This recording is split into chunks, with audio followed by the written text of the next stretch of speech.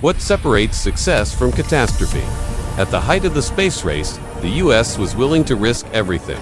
But what if humanity's greatest engineering feat, the journey to the moon, was a single second, or rather, a single lightning bolt, away from dissolving into smoke?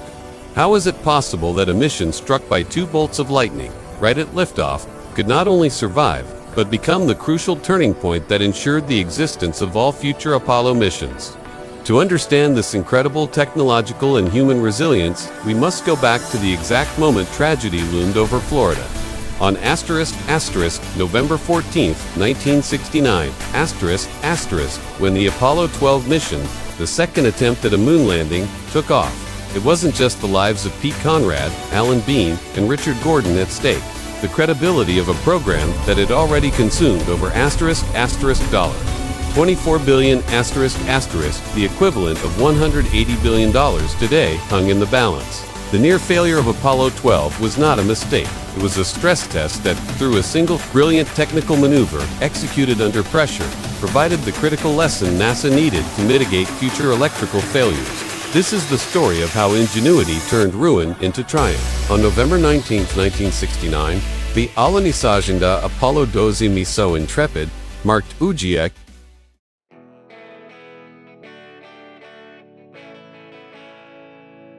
Yes, November 19, 1969, was the final proof. The Intrepid lunar module, guided by Pete Conrad and Alan Bean, not only touched the lunar surface but made history by landing a mere 600 feet from the old, dusty Surveyor 3 probe. It was the demonstration of pinpoint precision that NASA desperately needed. Yet, the triumph we witness at the moment of landing conceals a terrifying truth. 4 days earlier, this very vessel, this exact crew, should have been reduced to scattered debris. What the world celebrated as an engineering success in 1969 was, in fact, a miracle born from resilience. 36 seconds after liftoff, the mighty Saturn V 363-foot-tall Titan generating 7.5 million pounds of thrust was struck by a powerful bolt of lightning. 16 seconds later, a second shockwave hit. The cabin instantly plunged into darkness, all instrumentation screens flickering, telemetry lost. The rocket was momentarily flying blind, a guided missile turning into an uncontrollable bomb. Had the launch escape system less been triggered by the electrical chaos, the mission would have been aborted, or worse, the vehicle potentially destroyed. This brutal, near-fatal experience proved that Apollo was not invincible, but that it was profoundly adaptable. How did the quick thinking of a young ground controller in Houston prevent catastrophic failure, saving the lives of 3 men and, crucially, rescuing the entire trajectory of the American space program?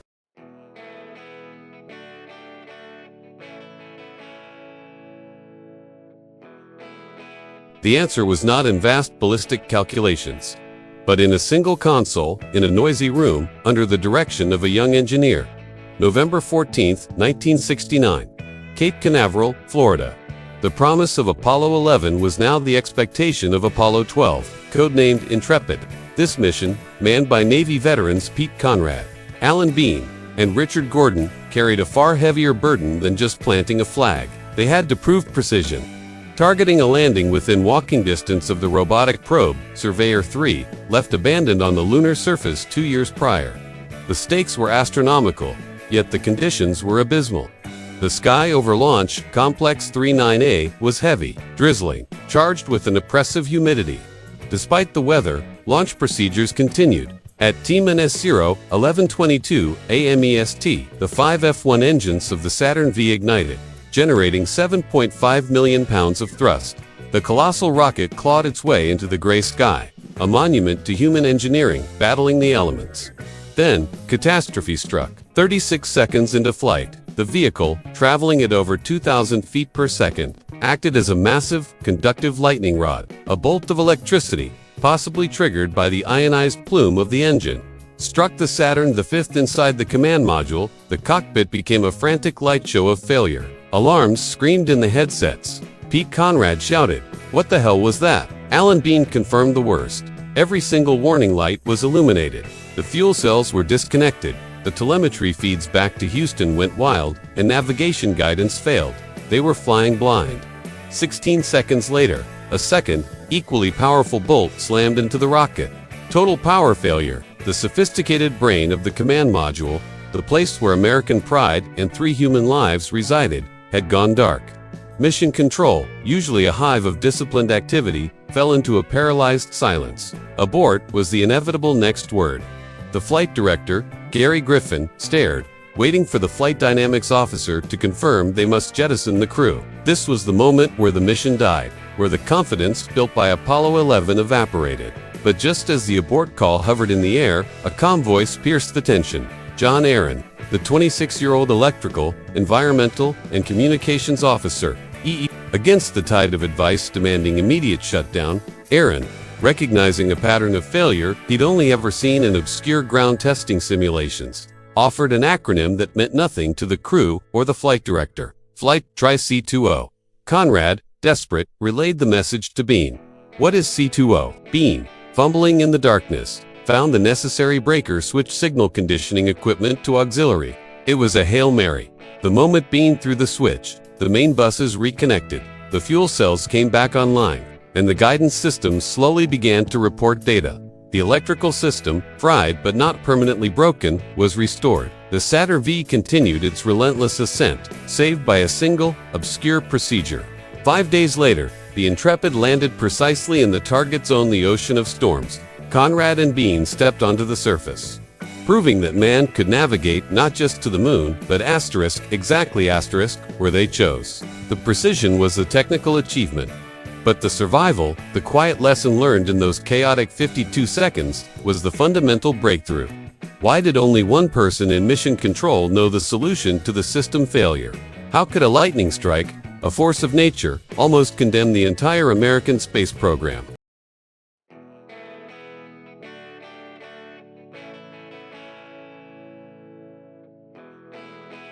That brute force of nature manifested on November 14, 1969, forcing NASA to confront a risk it had either ignored or minimized, launching the most powerful vehicle ever built. The Saturn V, under unstable weather conditions, for the Apollo 12 crew commander Pete Conrad, lunar module pilot Alan Bean, and command module pilot Richard Gordon. This mission was not just about repeating Apollo 11. It was about proving the system's maturity and establishing precision. But the stakes were far higher than mere technology. The Cold War context remained brutal.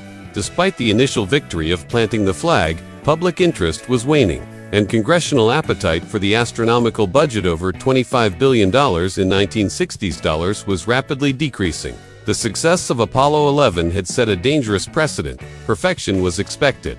Any major failure on Apollo 12 would likely trigger the cancellation of the remaining Apollo missions, ceding the ultimate long-term victory to the Soviets. This immense pressure translated into a critical decision on launch day: go. Despite the towering cumulonimbus clouds, the Saturn V, a metallic structure standing 363 feet (111 meters) tall, became a gigantic, irresistible lightning rod. The ionized exhaust gases pouring from its 5 F1 engines created a perfect conductive path, connecting the Earth's electrical potential directly to the charged atmosphere above.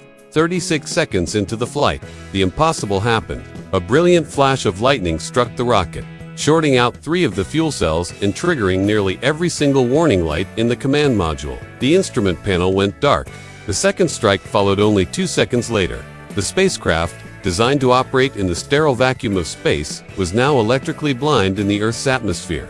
Inside the tiny command module, Conrad and Bean were faced with a cascade of alarms: high voltage, low voltage, fuel cell depletion, telemetry breakdown. It was chaos. Richard Gordon, the pilot, waiting in orbit, could only listen, helpless, to the cacophony of failing systems. The fate of the entire $25 billion program hinged on a single, obscure piece of knowledge. Was there a procedure, buried deep within the technical manuals, to reboot a spacecraft effectively struck by a bolt of pure electricity?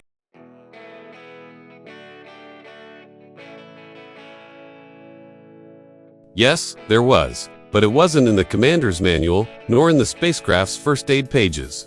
It resided in the memory of a 26-year-old in mission control, John Aaron. While the panels of Conrad and Bean drowned in warning lights and lost telemetry, Aaron shouted the answer: SCE-20. Signal conditioning equipment to auxiliary. It was an obscure command, tested only in minor simulations, that few in the room seemed to understand. But Alan Bean, with the composure of someone who had just survived a cosmic electric shock, remembered seeing it in training. He executed it. Within seconds, the command module resurrected, and data flooded back. The near miss had forced NASA to trust its most underestimated element, human ingenuity under pressure. From that moment, Apollo 12 was no longer just an exploration mission. It was a profound test of resilience. The world had seen Apollo 11 prove the impossible. Now, Apollo 12 would prove the essential. That failure was recoverable. 4 days later, on November 19, 1969, the Intrepid didn't just land, it demonstrated unprecedented precision. While Apollo 11 had famously missed its target by 4 miles, 6 kilometers, Conrad piloted the lunar module to settle just 163 meters, 535 feet from the robotic Surveyor 3 probe, abandoned on the Moon since 1967. The objective was clear: retrieve parts of Surveyor to analyze the long-term effects of the lunar environment on materials. But the legacy of Apollo 12 went far beyond sample collection. The near-catastrophe of the launch, instead of undermining Project Apollo, injected vital operational immunity into it. Had Apollo 12 been aborted due to an uncontrollable electrical failure, Congress might have questioned the safety of the entire endeavor. But by surviving the lightning strike, the mission set a crucial precedent: the capacity for system recovery under extreme duress.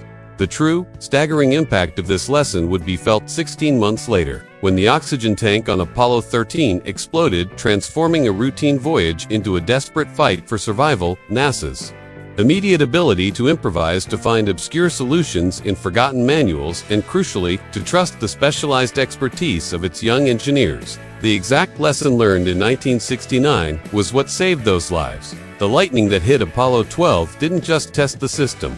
It solidified the comprehensive contingency procedures that would become the program's backbone. It was the invaluable dress rehearsal for a disaster. Project Apollo cost, in adjusted values, over $280 billion. But what it bequeathed us was not just moondust. It bequeathed us a definitive model of risk management and complex engineering resilience. Miniaturization technology, closed-loop water filtration systems, complex contingency procedures that are now the foundation of modern aviation, and even high-availability IT infrastructures all were accelerated, or forced to maturity, by the survival imperative of Apollo. The final lesson, encapsulated in that moment of electrical panic, is not about machines, but about people. Conrad and Bean didn't enter history only for walking on the moon, but for, in the chaos of a near failure, having listened to the calm voice of a 26-year-old technician on Earth, trusting the wisdom that was not written on the first pages. The near miss of 1969 proved that true space achievement is not about avoiding the error, but planning for the impossible and trusting the team to find the solution, even if it is buried on the last page of the manual. But if Apollo 12 proved the maturity of technology and human resilience, what happened when that technology and resilience were applied to an even greater challenge, where failure was not an option, but a calculated inevitability? The race to the future was won, but the true battle against oblivion was just beginning. The success of Apollo 12 was not merely proof that humanity could land with precision. It was proof that it could fail and recover. What truly saved the Apollo project, in the long run, was not just engineering genius, but humility. The 2 lightning strikes that hit the gargantuan Saturn V, the most powerful rocket ever built, generating 7.5 million pounds of thrust, served as an unparalleled stress test. Had the mission been lost at that precise moment, public trust and political support might have instantly evaporated, especially coming just 2 years after the fatal Apollo 1 fire. Conrad and Bean's successful recovery, following the electrical chaos, forced NASA to revise every subsystem, guaranteeing that future missions had the necessary redundancy and preparation for the truly unexpected. This was the lesson that safeguarded the program.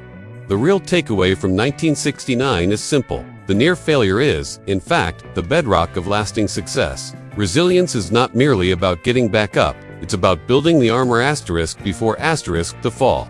The story of Apollo 12 reminds us that great human achievements are not immune to chaos. They simply survive it, better prepared. This was just one of the days that shaped our world. Tomorrow, we will publish another landmark historical event. To not miss it, subscribe now to The Day That Changed Everything and enable notifications. Which other day would you like to see here? Comment below.